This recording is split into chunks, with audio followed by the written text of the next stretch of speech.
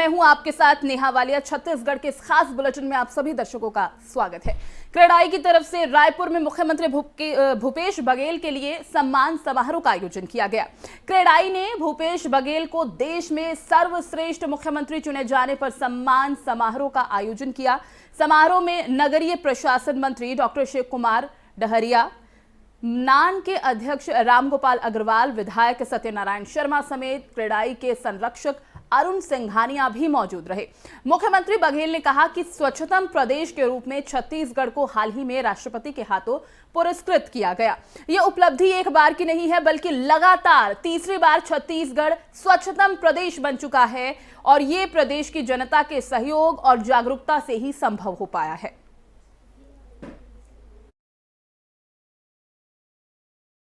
तो मुख्यमंत्री भूपेश बघेल बुधवार को जगदलपुर पहुंचे। इस दौरान वहां कई कार्यक्रमों में वो शामिल होंगे। निर्धारित कार्यक्रम के मुताबिक बघेल सुबह 10:30 बजे हेलीकॉप्टर से जगदलपुर के धर्मपुरा के लिए रवाना हुए। वहां धर्मपुरा क्रमांक 1 में वृद्धाश्रम में बुजुर्गों से मुलाकात की और उनके लिए फिजियोथेरेपी ऑन व्हील का शुभारंभ भी किया। इसके साथ ही वर्किंग विमेन हॉस्टल के गृह प्रवेश कार्यक्रम में वो शामिल हुए।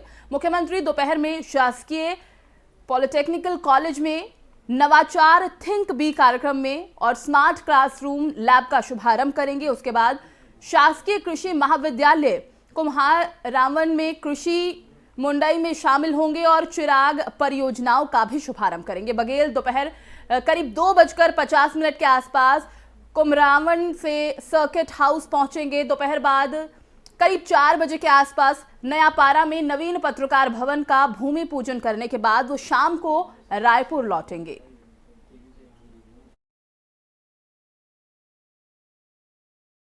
तो प्रदेश के मुख्यमंत्री भूपेश बघेल रायपुर स्थित सभागार में आयोजित इंश्योरेंस एम्प्लॉयज यूनियन के राज्य स्तरीय सम्मेलन में शामिल हुए। उन्होंने यूनियन द्वारा कन्वेंशन में एलआईसी के निजीकरण, आईपीओ लाए जाने के खिलाफ चलाए जा रहे आंदोलन का समर्थन किया और सभी को एकजुट होकर संघर्ष करने के लिए आह्वान भी करते नजर आए। उन्होंने कहा, इसके विरोध के लिए चलाए जा रहे अभियान को व्यापक जन आंदोलन का स्वरूप दिया जाए। बताते चले कि all India insurance employees association LIC के आईपीओ जारी करने और आम बीमा निगम सुधार के नाम पर कमजोर कर उनको निजीकरण के रास्ते पर धकेले जाने के केंद्र सरकार के निर्णयों का विरोध कर रही हैं। साथ ही देश भर में केंद्र सरकार के इस मुहिम के खिलाफ जन लामबंदी का अभियान चला रही हैं। इसी को लेकर रायपुर में यह राज्य स्तरीय कन्वेंशन आयोजित हुआ है।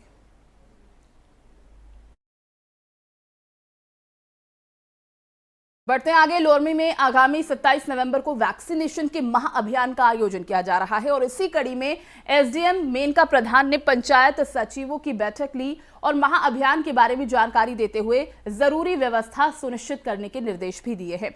हल्का पटवारियों को भी अनुभागीय अधिकारी ने निर्देशित किया है, कोटवार के माध्यम से मुनादी कराकर ज्यादा से ज्यादा संख्या में लोगों को कोरोना वैक्सीन सेंटर भेजें। विकासखंड में वैक्सीनेशन के लिए 95 केंद्र बनाए गए हैं। सभी केंद्र में करीब 250 वैक्सीनेशन का लक्ष्य रखा गया है और इसके लिए विहान समूह की महिलाओं को अलर्ट किया गया है। ग्रामीण क्षेत्र के प्रशासनिक अमले को तैयारियों के लिए निर्देशित किया गया है। एसडीएम मेनका प्रधान ने एक बार फिर से अपील करते हुए कहा कि कोरोना वैक्सीन पूरी तरह सुरक्षित है। ग्रामीण क्षेत्रों में फैली भ्रांतियों को दूर कर ज्यादा से ज्यादा लोगों को वैक्सीनेशन दिया जाना चाहिए। कोशिश यही है, प्रयास यही है, हम सबको मिलकर इसे सफल करना है। टीकाकरण में प्रगति कम है और जिलाधीश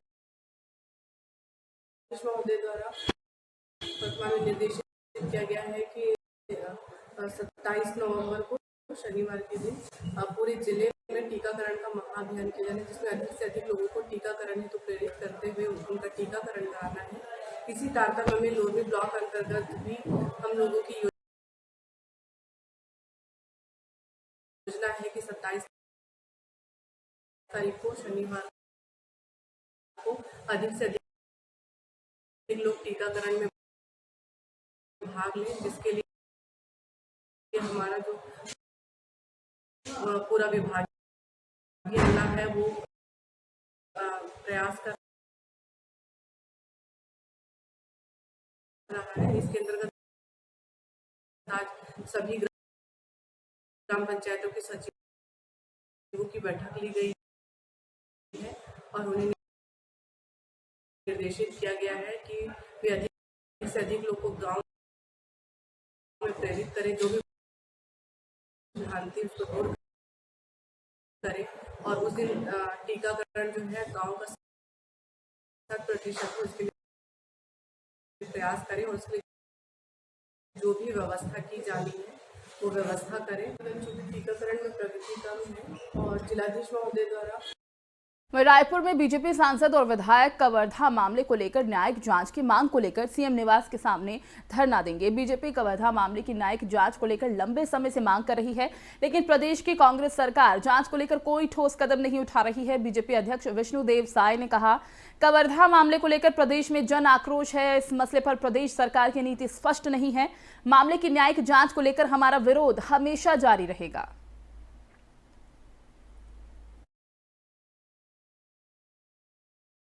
प्रदेश में 10 जिलों के 15 नगरीय निकायों में आगामी समय में होने वाले आम चुनाव के संबंध में राज्य निर्वाचन आयुक्त ठाकुर राम सिंह ने महत्वपूर्ण बैठक ली। बैठक में नगरीय प्रशासन विभाग ने सचिव रेमिजियस एका, सामान्य प्रशासन विभाग के सचिव डीडी सिंह समेत 10 जिलों के कलेक्टर, एसपी शामिल हुए। बैठक में निर्वाचन प्रक्रियाओं के दौरान कोविड-19 गाइडलाइन के पालन के संबंध में विस्तार से चर्चा हुई। निर्वाचन आयुक्त ठाकुर राम सिंह ने स्वास्थ्य एवं परिवार कल्याण विभाग के विरोध में विशेष सचिव से खास तौर पर इस संबंध में बातचीत की। राज्य निर्वाचन आयुक्त सिंह ने सभी कलेक्टरों को निर्देश दिए, नाम निर्देशन पत्र दाखिल करने से लेकर मतगणना तक कोविड गाइडलाइंस की कड़ाई से पालन करना होगा। कहा कि मतदान केंद्रों में सोशल डिस्टेंसिंग, सैनिटाइजर और मास्क की व्यवस्था जरूर रखनी होगी।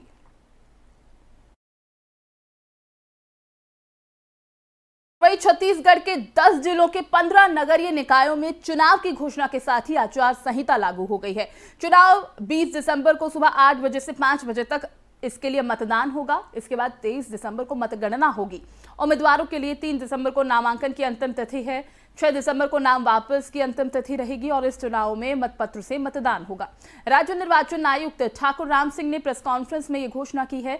इसके पहले मंगलवार को निर्वाचन आयुक्त ने बैठक ली थी, जिसमें नगरीय प्रशासन विभाग के सचिव रेमिजियस एका, सामान्य प्रशासन विभाग ने सचिव डीडी सिंह, स्वास्थ्य एवं परिवार कल्याण के विशेष सचिव सीआर प्रसन्ना समेत संबंधित जिलों के कलेक्टर और एसपी शामिल हुए। निर्वाचन आयुक्त ठाकुर राम सिंह ने स्वास्थ्य एवं परिवार कल्याण विभाग के विशेष सचिव से खास तौर पर इस संबंध में चर्चा की। सभी कलेक्टरों को निर्देश दिए कि नाम निर्देशन पर दाखिल करने से लेकर मतगणना तक कोविड गाइडलाइंस का पालन अति आवश्यक है।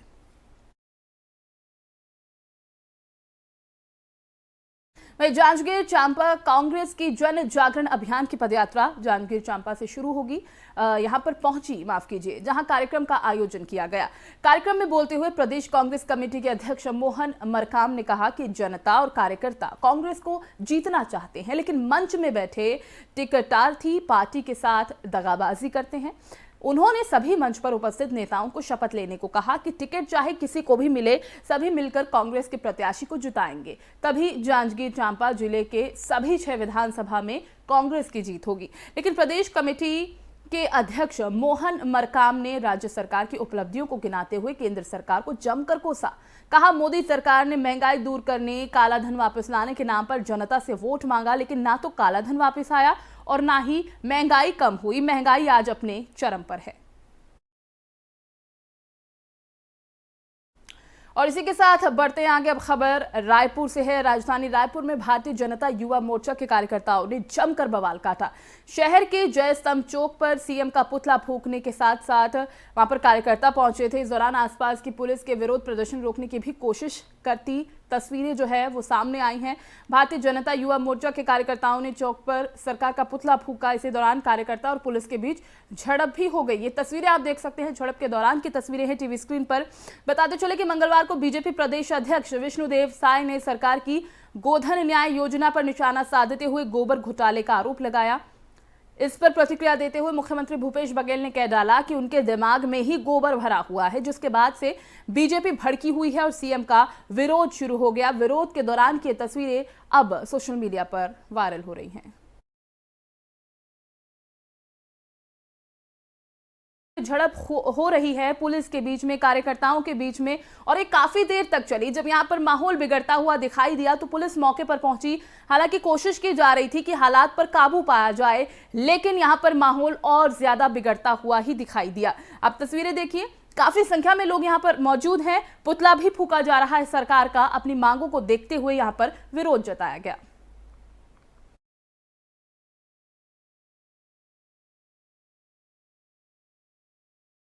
और वहीं दूसरी तरफ राजधानी रायपुर के रवि भवन में स्थित एप्पल कंपनी की नकली मोबाइल और मोबाइल पावर बैंक बेचने वाले दुकानों पर गोल बाजार थाने की पुलिस ने दबिश की। एप्पल कंपनी के विजिलेंस टीम के साथ पहुंची पुलिस ने 2 दुकानों की जांच की। ये दुकानदार एप्पल कंपनी के नकली उत्पाद को असली बताकर बेचने वाले 2 दुकान संचालक विनय कृष्णानी और अशोक कुमार चेनानी को पुलिस ने गिरफ्तार किया है। इन आरोपित दुकानदारों के दुकान और गोदाम में भारी मात्रा में एप्पल कंपनी के आईफोन, नकली मोबाइल कवर, एप्पल कंपनी के नकली lighting cable, USB cable, USB power adapter, Apple company के वायरलेस ईयरफोन समेत भारी मात्रा में एप्पल कंपनी का नकली सामान जब्त किया गया है। पुलिस और एप्पल कंपनी के विजिलेंस टीम के मुताबिक बरामद सामानों की कीमत करीब 1 लाख रुपए आंकी गई है। पुलिस ने दोनों आरोपितों दुकानदारों के खिलाफ कॉपीराइट एक्ट के तहत ये पूरा मामला दर्ज कर लिया है। और वहीं बिलासपुर में पुलिस ने 2 शराब तस्करों को गिरफ्तार किया। आरोपी अवैध रूप से शराब की तस्करी कर रहे थे। मुखबिर की सूचना पर साइबर सेल और थाना सिविल लाइन की संयुक्त टीम ने मध्य प्रदेश से शराब ला रहे तस्करों को पकड़ लिया। बताते चले कि आरोपियों से महंगे ब्रांड के लगभग 4 लाख की अंग्रेजी शराब जब्त की गई। आरोपियों के कब्जे से 2 लाख रुपए भी जब्त किए गए हैं।